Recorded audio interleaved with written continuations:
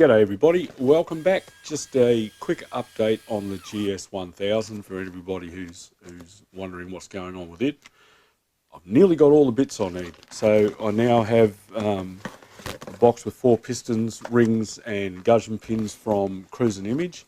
They're 0.5mm oversized pistons.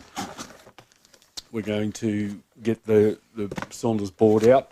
The pattern part gasket kit has arrived. That gives me all the gaskets that I needed outside of the factory ones that I have ordered from Suzuki. Still waiting for that lot to come in. So that was, just to refresh your memory, that was the O-rings on the bottom of the barrels, the odd shaped O-rings on the oil galleries at the bottom of the barrels. That was a genuine factory head gasket, genuine factory valve guide seals, and new replacement cam bearing bolts. Still waiting for those to come in.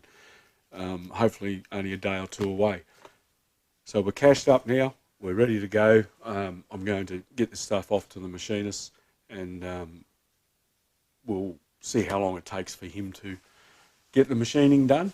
And then once I get it back, I'll clean it up, lap the valves, reassemble the head, and put the motor back together. And then we'll have to go through setting the valve guide clearances, and that might require a bit of mucking around. I'll probably have to, I'll try and mix and match with what shims I've got now to get the clearances, obviously, and the ones that I don't have, I'll have to order specific. So, because I don't have like a box of 29.5mm shims. But anyway, that's it. Quick update. Thank you very much for watching. Don't forget to like, subscribe, and comment, and I'll catch you next time on Andy's Motorcycle Obsessions. Bye.